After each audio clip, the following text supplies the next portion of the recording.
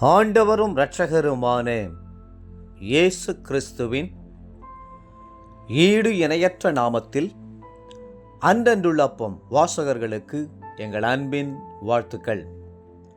2024 ஆண்டு மே மாதம் 28 செவ்வாய்க்கிழமைக்குரிய தின தியானம். இன்றைய தலைப்பு பூமியின் வம்சங்கள்.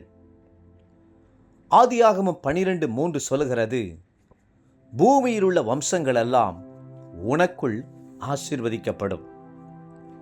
கர்த்தர் உங்களையும் ஆசீர்வதிக்கிறார், உங்களுடைய குடும்பத்தையும் ஆசீர்வதிக்கிறார். மட்டுமல்லாமல் உங்களுக்குள் பூமியில் உள்ள வம்சங்கள் எல்லாம் ஆசீர்வதிக்கப்படும் என்று சொல்லுகிறார்.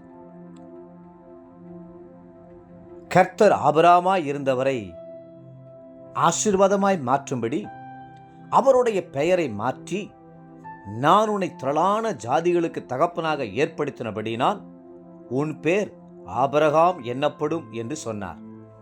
ஆதியாகமம் 17:5. ஒருவன் நீதிமானாய் இருந்து கர்த்தரை நேசித்து ஜனங்களுக்கு நன்மை செய்தால் அவன் நிமித்தம் கர்த்தர் 1000 தலைமுறைகள் வரைக்கும் ஆசீர்வதிப்பார். ஆபிரகாமுக்கு 42 தலைமுறைகளுக்கு அப்பால் இயேசு கிறிஸ்து இந்த பூமியில் பிறந்தார். ஆபிரகாமுக்குள் அத்தனை தலைமுறைகளும் ஆசீர்வதிக்கப்பட்டன. ஆபிரகாமின் தலைமுறையில் தாவீது, சாலமோன், ரெகோபயாம் என்று பல ராஜாக்கள் தோன்றி இஸ்ரவேல் தேசத்தை அரசாண்டனர்.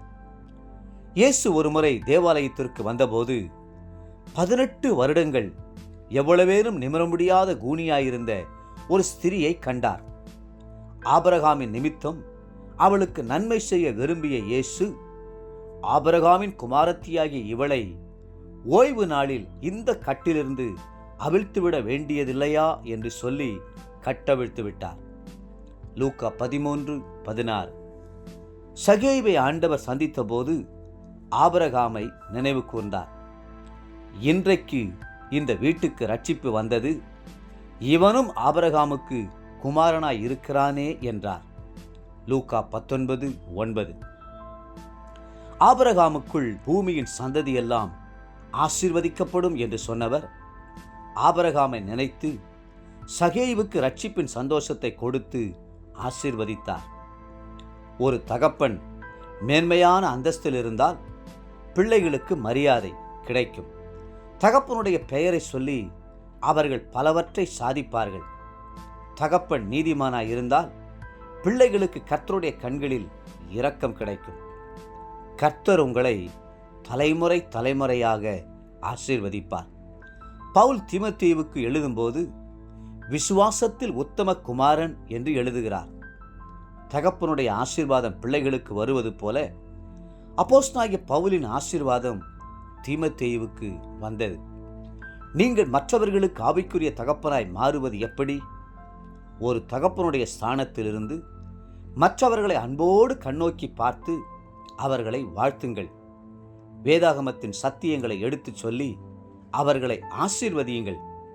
அவர்களுடைய ஆவிக்குரிய மேன்மைக்காக கிறிஸ்துவில் வளர்ச்சி அடையும்படி என்னென்ன உதவிகளை செய்ய முடியுமோ அவைகளை செய்யுங்கள்.